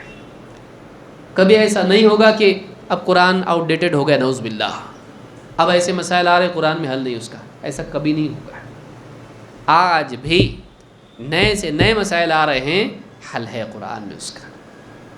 قرآن قیامت تک کے تمام لوگوں کی رہنمائی کرے گا۔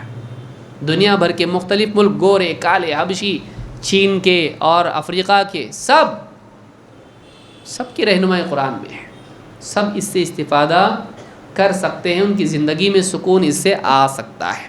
تو یہ کیا ہے؟ کتاب مبارک ہے، یہ برکت والی کتاب ہے۔ لیکن اللہ نے فرمایا کیوں نازل کیا اس کو؟ دو باتیں بیان کی۔ اور لیدبروا آیاتہ، قرآن کو نازل ہی اس لیے کیا گیا ہے کہ اس کی آیتوں میں غور کیا جائے۔ اللہ بتا رہا ہے قرآن کو نازل ہی اس لیے کیا گیا ہے کہ لوگ اس کی آیتوں کو سمجھیں گہرائی کے ساتھ۔ دیکھیے، اس لیے نہیں آیا کہ خالی آپ مرنے والے پر تلاوت کر کے مر جا جلدی سے کریں۔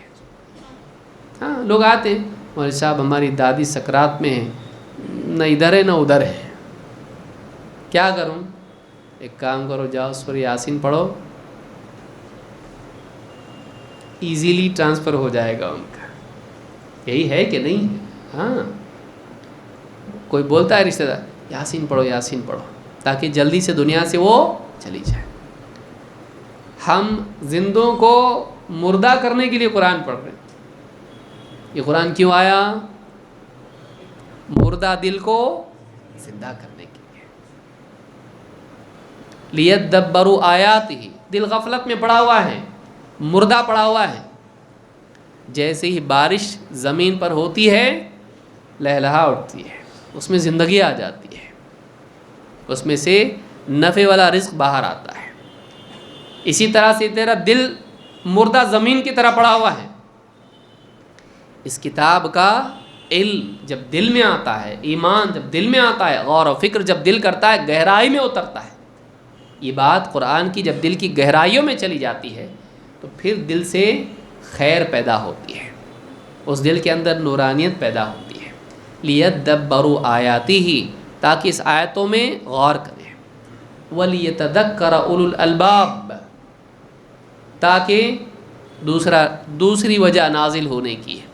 ایک تو ایک اس کی آیتوں میں لوگ غور کریں، دو عقل والے اس سے نصیحت لیں۔ ایک بڑی بات معلوم پڑی، کیا معلوم پڑا؟ وَلِيَتَذَكَّرَ اولو الالباب، لب کہتے ہیں عقل کو، انٹیلیجنس۔ اولو الالباب عقل والے، عقل والے کیا لیں اس سے؟ ہاں، یعنی نصیحت کے لیے کیا چاہیے؟ ایک کہاوت ہے کہ جس آدمی کو سب سے زیادہ نصیحت کی ضرورت ہوتی ہے وہ سب سے کم نصیحت مانتا ہے۔ سب سے کم نصیحت ماننے والا کون ہوتا ہے؟ جس کو سب سے زیادہ ضرورت ہوتی ہے کہ وہ مانے۔ عقل والا آدمی ہی نصیحت مانتا ہے۔ نادان آدمی کو آپ کتنا بھی سمجھا، ارے نہیں، کیا بولتا ہوں میں ہی صحیح بول رہا، آپ صحیح نہیں بول رہے، ارے اللہ کے بندے ایسا نہیں ہے، ہاں ایسا ہی ہے، مت کر، کچھ نہیں ہوتا۔ نادان آدمی نصیحت مانتا نہیں، مانتا۔ نصیحت کون مانتا؟ سمجھدار، ذرا سنو، دیکھو ایسا ایسا ہے، ایسا ہے کیا؟ کیونکہ وہ غور کرنے کے لیے تیار ہوتا ہے۔ وہ اپنے باہر اپنی چاہتوں کی کھڑکیوں سے باہر جھانکنے کے لیے تیار ہوتا ہے۔ نادان کیا کرتا؟ نہیں، مجھ کو یہی چاہیے، ساری کھڑکیاں بند کر لیتا ہو، نہیں۔ اچھا کوئی اس کو سمجھائے، بدگمان بھی ہوتی ہے، یہ آدمی میرا دشمن ہے، یہ بھلا نہیں چاہتا میرا۔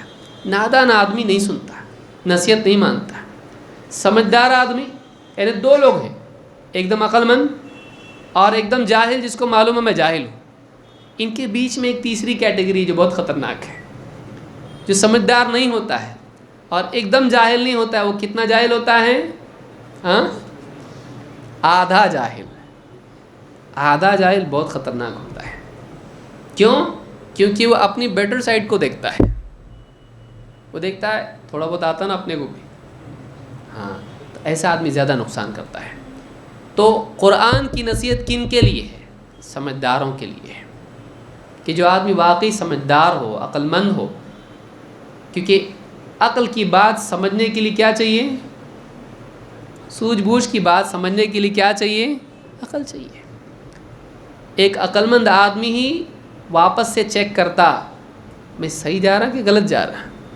بیوقوف کیا بولتا ہے؟ ارے چلو کچھ نہیں ہوتا، وہ کبھی اپنے اوپر نظر ثانی کرتا نہیں۔ کیوں؟ Over confidence. اور جہالت ضد پیدا کرتی ہے۔ علم آدمی کو نظر ثانی کرنے پر مجبور کرتا ہے۔ ایک سمجھدار آدمی ہمیشہ دیکھتا میں غلط تو نہیں جا رہا، کچھ گڑبڑ تو نہیں ہے، آدمی ہمیشہ۔ لیکن جو آدمی جاہل ہوتا ہے وہ کیا کرتا ہے؟ زیادہ سوچنے کی ضرورت نہیں، چھلانگ لگاؤ، پانی بعد میں چیک کریں گے، رہے گا تو پانی میں جائیں گے نا۔ وہ کودنے کے بعد پانی چیک کرتا ہے۔ سمجھدار آدمی کیا کرتا؟ پہلے دیکھتا پانی ہے کہ نہیں کنویں میں، پھر چھلانگ لگاتا ہے۔ تو سمجھدار آدمی نصیحت مانتا۔ قرآن کی نصیحت کس کے لیے ہے؟ جو سمجھدار ہو، جو سمجھنے کے لیے تیار ہو، جو اپنی عقل کو صحیح ڈھنگ سے استعمال کرنا جانتا ہو، جو ضدی نہ ہو۔ ضدی آدمی قرآن سے فائدہ اٹھاتا نہیں۔ میں ہی صحیح بولنے والا قرآن سے کبھی فائدہ نہیں اٹھاتا۔ لہٰذا یہاں پر بتایا گیا کہ قرآن ایک مبارک کتاب ہے، اس سے تم علوم نکالتے چلے جاؤ، جیسے ایک برکت والا کنواں ہو، اس میں سے پانی نکالو۔ ایک چشمہ ہو پانی کا، پانی نکلتے رہتا ہے، اتنی سی جگہ رہتی ہے اس میں سے پانی نکلتا رہتا ہے، ختم نہیں ہوتا، ختم نہیں ہوتا۔ اس کو کیا کہتے ہیں؟ اسی لیے اس کو برکہ کہتے ہیں، وہ برکت سے جڑا ہوا ہے، تو اس سے پانی نکالا جاتا ہے، ختم ہی نہیں ہوتا ہو۔ تو اس سے سارے زمانوں میں تم رہنمائی لیتے رہو، لیتے رہو، لیتے رہو، علم نکالتے رہو۔ امام القرطبی نے 20 جلدوں میں تفسیر لکھی، ابن جریر الطبری نے 30 جلدوں میں تفسیر لکھی۔ آپ بتائیے کتنا قرآن میں کتنا علم ہے، اور ہر دور میں لوگ قرآن سے استفادہ کرتے رہیں گے، اس کے عجائبات کبھی ختم نہیں ہوں گے، اس کو برکت کہتے ہیں۔ لہٰذا جو آدمی قرآن سے جڑے، اس کی زندگی میں سوچ کی، علم کی، ایمان کی، عمل کی برکت ہوگی۔ قرآن پڑھ کے آدمی اس کے دل میں ایمان میں برکت پیدا ہوتی ہے، اس کی زندگی میں تقویٰ میں برکت آتی ہے، اس کی زندگی میں علم اور عقل میں برکت پیدا ہوتی ہے۔